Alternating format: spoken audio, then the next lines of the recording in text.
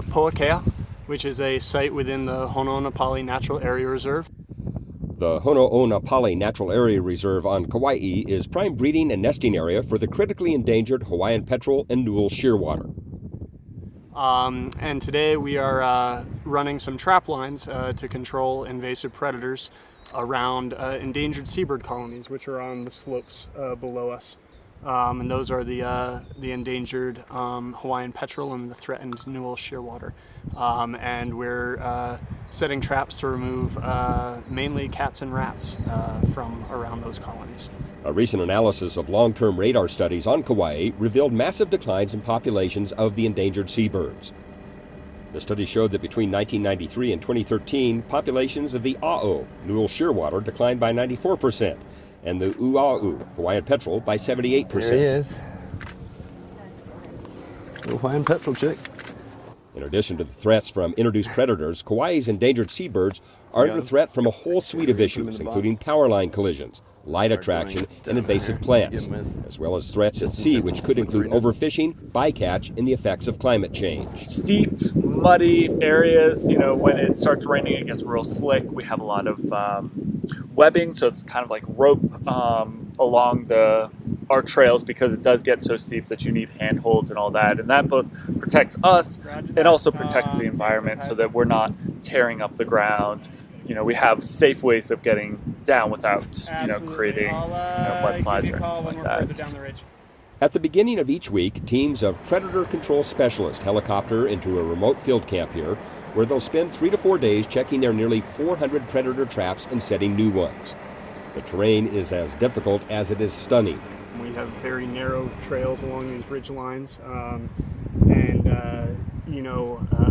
it's a lot of effort to get out here and set these traps and to keep these animals from coming up here that aren't supposed to be here. From a perch overlooking the rugged Napali coast near the Poakea field camp, Kyle Pius details what teams from the DLNR Division of Forestry and Wildlife Natural Area Reserve Program accomplish each day. We use a variety of traps, and that's really important, is that we have as many trap types out as possible. For rats, we're primarily using Good Nature A24s, which are an automatic rat trap developed out of New Zealand that we've started using widely across many projects on Kauai. They're very effective. For cats, we use a lot of live cage traps. We want to make sure, for example, when you put weight on it, it doesn't wiggle. You want it to be completely solid. You want the entire bottom to be covered so they don't have to walk on the wire mesh.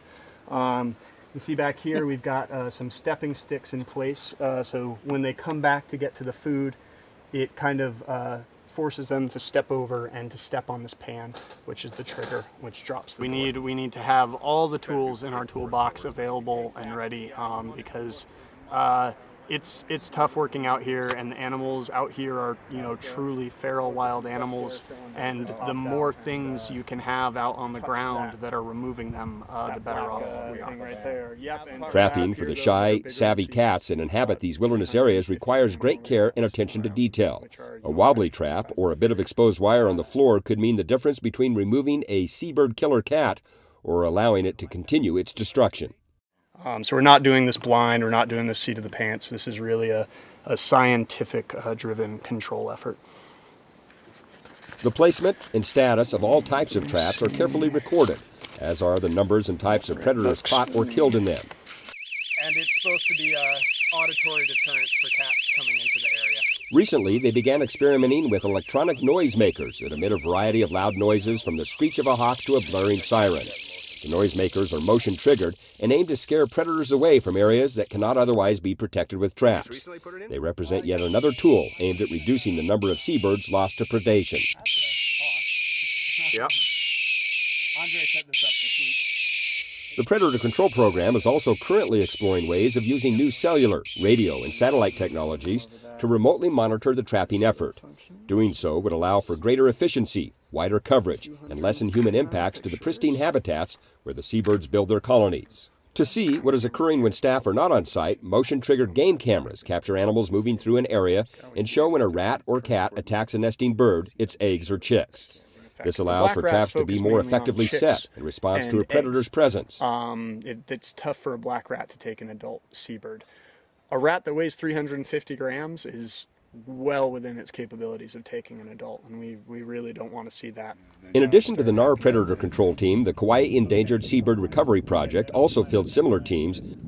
Dr. Andre Rain, the researcher in charge, says the control of invasive predators such as cats, rats, and pigs in this NAR is vital to the long-term persistence of endangered seabird populations in the area. This reserve represents a key refuge for these imperiled birds, and predator control is one of the most important management tools we have in these remote colonies. Everything we do is geared towards improving the chances of both of these species and preventing their extinction.